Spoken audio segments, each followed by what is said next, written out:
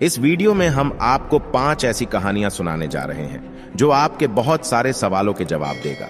जीवन की उन बातों को लेकर जिससे आप सभी अक्सर दुखी होते रहते हैं। 5 कहानी आपको 5 तरीके से जीवन को और अधिक सुंदर बनाने का काम करेगी।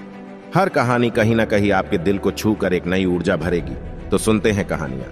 पहली कहानी।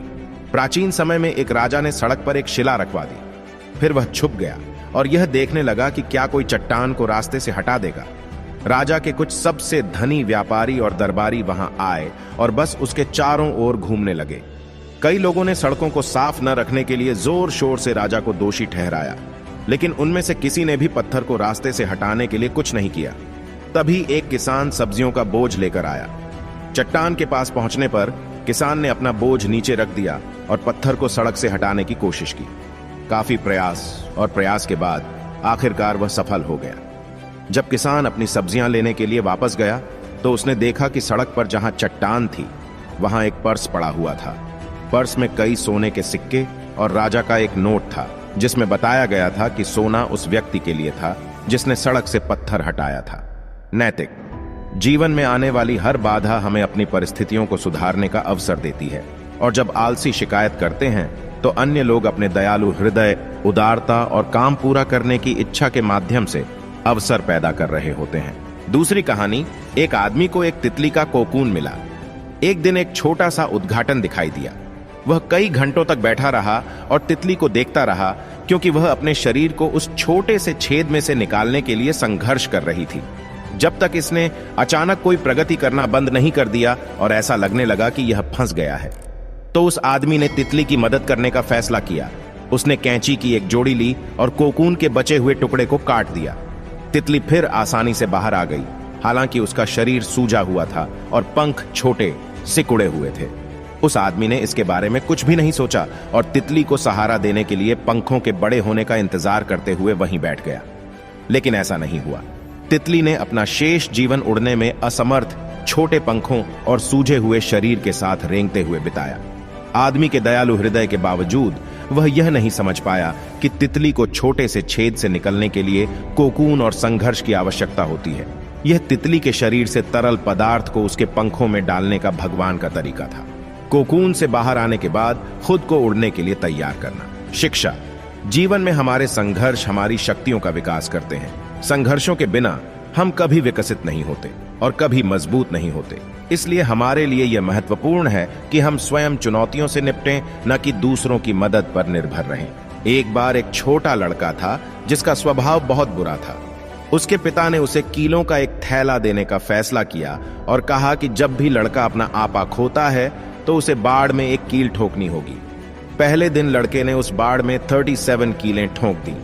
अगले कुछ हफ्तों में लड़के ने धीरे धीरे अपने गुस्से पर काबू पाना शुरू कर दिया और बाड़ में उसके द्वारा ठोकी जाने वाली कीलों की संख्या धीरे धीरे कम होने लगी। उसने पाया कि बाड़ में कीलें ठोकने की अपेक्षा अपने गुस्से पर काबू पाना अधिक आसान है।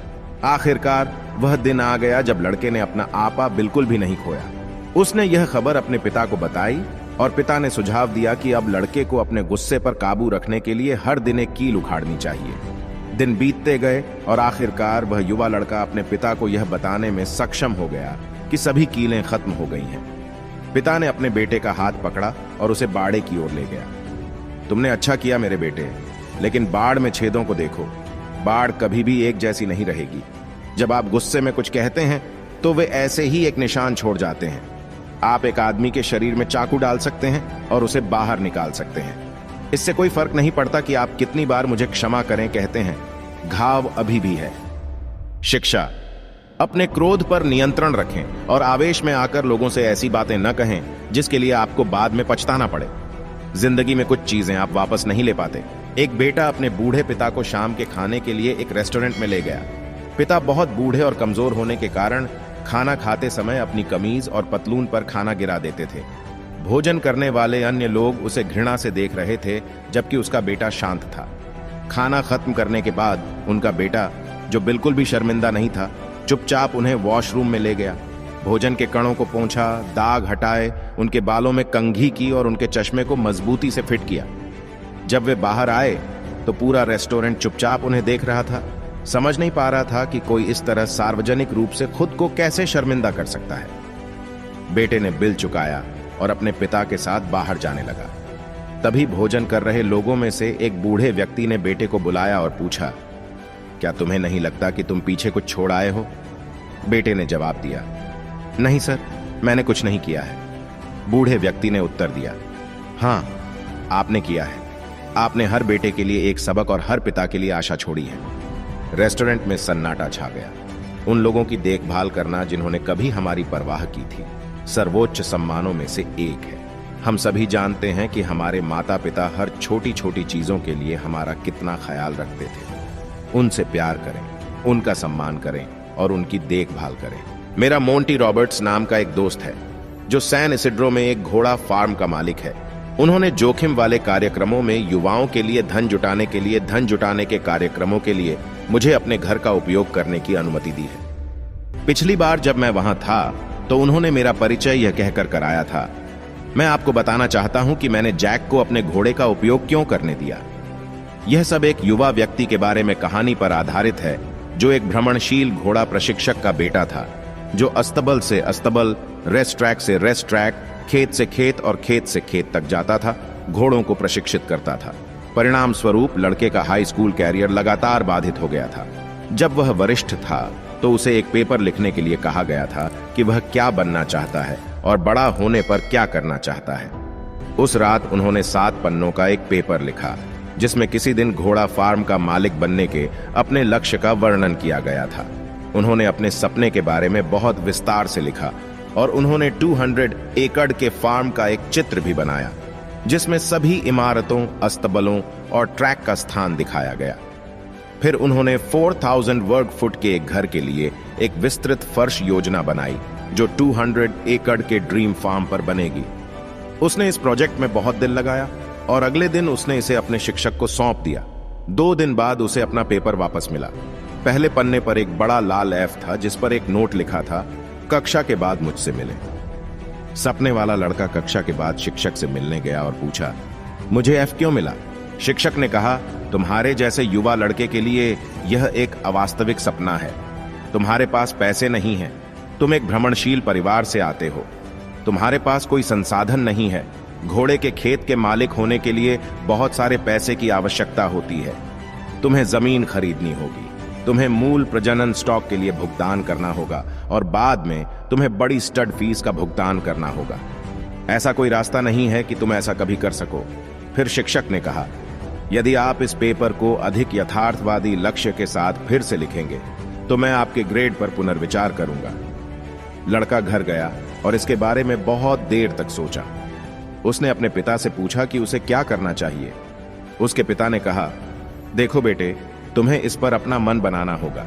हालांकि मुझे लगता है कि यह तुम्हारे लिए एक बहुत महत्वपूर्ण निर्णय है। आखिरकार 1 सप्ताह तक इसके साथ बैठने के बाद लड़के ने बिना कोई बदलाव किए उसी अखबार को वापस कर दिया। उन्होंने कहा, आप एफ रख सकते हैं और मैं अपना सपना बरकरार रखूंगा। मोंटी फिर एकत्रित समूह की ओर मुड़ा और कहा, मैं आपको यह कहानी इसलिए सुना रहा हूं क्योंकि आप मेरे 200 एकड़ के घोड़े के खेत के बीच में मेरे 4000 वर्ग फुट के घर में बैठे हैं। मेरे पास अभी भी चिमनी के ऊपर वह स्कूल का कागज फंसा हुआ है। उन्होंने आगे कहा, कहानी का सबसे अच्छा हिस्सा यह है कि 2 गर्मियों पहले वही स्कूल शिक्षक 30 बच्चों को 1 सप्ताह के लिए मेरे खेत में शिविर लगाने के लिए लाया था। जब शिक्षक जा रहे थे तो उन्होंने कहा, देखो मोंटी, मैं तुम्हें यह अभी बता सकता हूं, जब मैं तुम्हारा शिक्षक था तो मैं सपनों को चुराने वाला व्यक्ति था। उन वर्षों के दौरान मैंने बहुत सारे बच्चों के सपने चुराए। सौभाग्य से तुम्हारे पास इतना साहस था कि तुम अपने सपनों को छोड़ना नहीं चाहते थे। इस कहानी का मूल भाव, किसी को भी अपने सपने चुराने न दें। अपने दिल की सुनो, चाहे कुछ भी हो। कोई भी सपना बहुत बड़ा या छोटा नहीं होता जब कोई उसे जीने के लिए कड़ी मेहनत करता है। चाहे कुछ भी हो, हमेशा सपनों को साकार करने का प्रयास करना चाहिए। उम्मीद है दोस्तों आज की सभी कहानियां आप सभी को पसंद आई होगी। फिर मिलेंगे